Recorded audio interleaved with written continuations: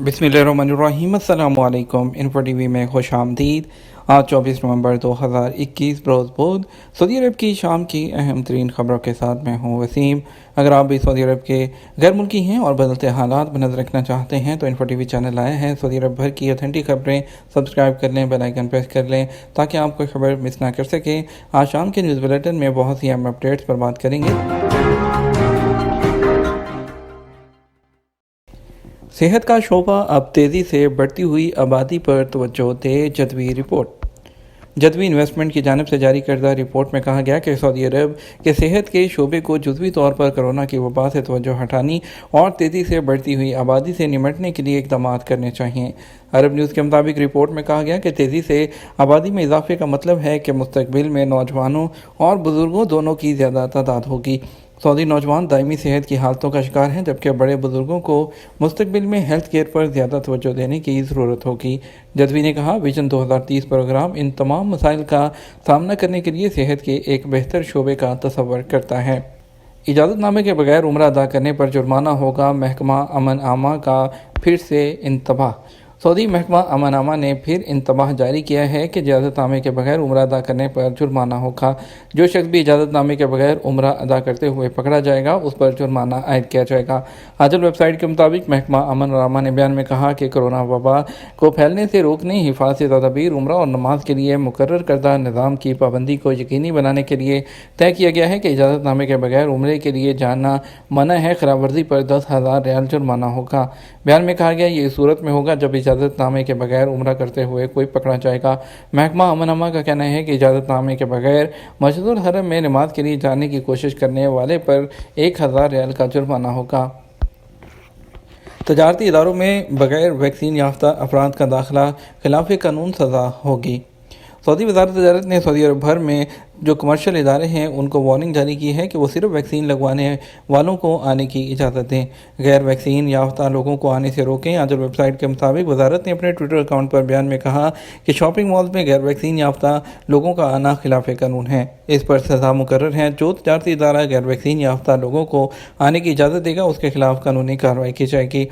वज़ारत तजारत का मज़ीद कहना था कि यह पाबंदी वैक्सीन से मुस्तस्ना कैटेगरी में शामिल लोगों पर लागू नहीं होगी। बयान में कहा गया, वज़ारत तजारत ने तमाम तजारती मराकज़ को हदायत कर दी है कि वो हद से ज़्यादा लोगों को अंदर ज़्यादा ना आने दें और इस हवाले से SOPs और समाजी फासले और मास्क की पाबंदी करवाएँ। बैरून मुल्क से भेजे गए पैसे देर से क्यों पहुँचते हैं? बैरून मुल्क से मुकीम गैर मुल्कियों की जानब से अपने घर वालों को भेजी गई रकूम की सूरत में जो बड़ी तादाद में जो पैसे भेजने जाते हैं और अक्सर जो है आपके इंडिया पाकिस्तान में मौजूद उनके ख़ानदान को अफराद को ये रकम देर से मिलने की भी शिकायत सामने आती हैं। ऐसे ही कुछ मसाइल का सामना पाकिस्तान कैटक के रहायशी दानिश हुसैन को भी करना पड़ा जब उनके बड़े भाई ने उनके तालीमी अखराजात के लिए यूरोप से बज़रिया बैंकिंग चैनल रकम भेजी थी और उनका कहना था कि उनके भाई 5 साल से बाहर मुकीम हैं। अक्सर व बेशतर रकम पाकिस्तान भेजते हैं लेकिन बाज़ औक़ात बैंक के ज़रिए भेजी की रकम देर से मौसूल होती है। कई बार तो कई दिन गुजर जाते हैं। उन्होंने इन्फो टीवी को बताया कि ऐसे में बैंकों के चक्कर काटने पड़ते हैं, फिर तवील इंतज़ार से ज़हनी कोफत होती है। रकूम की मुंतकली में ताख़ीर से मुतल्लिक़ सवाल पर पाकिस्तान के स्टेट बैंक का कहना था कि बैंकों को बगैर किसी वजह के पैसे रोकने का इख्तियार नहीं है। उन्होंने कहा, बैरून मुल्क से मौसूल होने वाली रकम को कस्टमर के अकाउंट में फौरी तौर पर ट्रांसफ़र करने के पाबंद हैं। अगर रकम किसी और बैंक में भेजी गई है तो ऐसी सूरत में 24 घंटों में बैंक जो है वो रकम ट्रांसफ़र करने का पाबंद होता है। अबशर के ज़रिए महकमा ट्रैफिक में ऑनलाइन अपॉइंटमेंट की सहूलत। सऊदी महकमा ट्रैफिक ने कोरोना से बचाव और सेहत और सलामती के लिए ऑनलाइन अपॉइंटमेंट की सहूलत का तरीक़ाकार जारी किया है।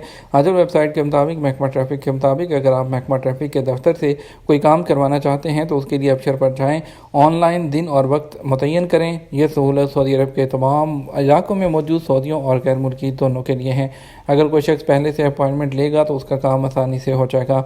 ऑनलाइन अपॉइंटमेंट लेने के लिए अबशर पर अपने अकाउंट पर जाएँ, एडवांस टाइम के ऑप्शन का सिलेक्ट करके महकमा ट्रैफिक के ऑप्शन को क्लिक करें। उसके बाद वक्त और बुकिंग अपनी जो है सहूलत के मुताबिक सिलेक्ट करें, अपॉइंटमेंट स्लिप को सेव कर लें और चले जाएँ।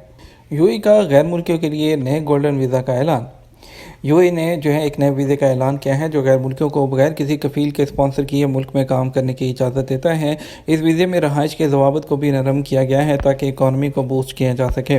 تیل سے مالا مال یو اے میں غیر ملکیوں کو عام طور پر صرف محدود ویزے دیے جاتے ہیں جو کہ روزگار سے منسلک ہوتے ہیں، وہاں لمبی عرصے تک رہنے کی مشکل ہوتا ہے۔ حکام نے بتایا کہ نئے گرین ویزا رکھنے والے لوگوں کو کمپنی کی اسپانسرشپ کے بغیر کام کر سکتے ہیں اور اپنے والدین اور اپنے 25 سال کے بچوں کو بھی اسپانسر کر سکتے ہیں۔ اس نئی اسکیم کا اعلان کرنے والے یو اے کے وزیر نے کہا کہ یہ انتہائی ہنرمند افراد، سرمایہ کاروں، کاروباری افراد اور انٹرپرینورز کے ساتھ غیر معمولی صلاحیتوں کے حامل طلباء اور پوسٹ گریجویٹس کے لیے ہے۔ خروج وطن کی خلاف ورزی پر واپسی کی مدت کا تعین کیسے کریں گے؟ سعودی عرب میں غیر ملکیوں کے لیے قوانین بنائے گئے ہیں جن پر عمل کرنا ضروری ہوتا ہے۔ ایک شخص کی جانب سے پوچھا گیا ہے کہ اقامہ کی مدت ختم ہونے میں 7 ماہ باقی ہیں، کیا 6 ماہ کے لیے خروج وطن لیا جا سکتا ہے؟ جوازات کا کہنا تھا اس کیس میں اقامہ کی مدت کے آخر تک کے لیے خروج وطن لیا جا سکتا ہے، تاہم اس کے لیے لازمی ہے کہ مدت ختم ہونے سے پہلے واپس آیا جائے۔ واضح ہے قانون کے مطابق خروج وطن کے لیے اقامہ کی کم سے کم مدت 90 دن ہونی چاہیے۔ اقامہ ایکسپائری کے لیے محدود مدت ہونے پر خروج وطن محدود مدت یعنی دنوں کے حساب سے جاری کیا جاتا ہے۔ خروج وطن جو دنوں کے حساب سے جاری کیا جاتا ہے اس کا کاؤنٹ ڈاؤن اس دن سے شروع ہو جاتا ہے جب چھٹی پر جانے والا یعنی ایگزٹ انٹری جب حاصل کیا جاتا ہے، اور محدود مدت کے لیے جاری کیے جانے والے خروج وطن میں واپسی کی تاریخ بھی لکھی جاتی ہے، جس میں واضح طور پر عربی اور انگلش میں ڈیٹ لکھی جاتی ہے کہ آپ کو اس تاریخ تک واپس آنا ضروری ہے۔ اقامہ کی مدت میں 6 ماہ سے زیادہ باقی ہونے کی صورت میں جاری ہونے والے خروج وطن کاؤنٹ ڈاؤن سفر کرنے کے دن سے شروع ہوتا ہے، یعنی جس دن ایئرپورٹ سے آپ جاتے ہیں اس دن سے حساب کیا جاتا ہے۔ ایک اور سوال پوچھا گیا کہ چھٹی پر جائیں اور واپس نہ آنے والوں کا جو اس کا خروج وطن کی خلاف ورزی ہے اس کا تعین کیسے کریں گے، دن کے حساب سے یا خروج وطن کے اسٹیمپ کے حساب سے؟ قانون کے مطابق وہ لوگ جو خروج وطن کے قانون کی خلاف ورزی کرتے ہیں 3 سال کے لیے بلیک لسٹ ہوتے ہیں، اور عام طور پر لوگ اس دن سے حساب کرتے ہیں جس دن سے وہ سعودی عرب سے روانہ ہوتے ہیں۔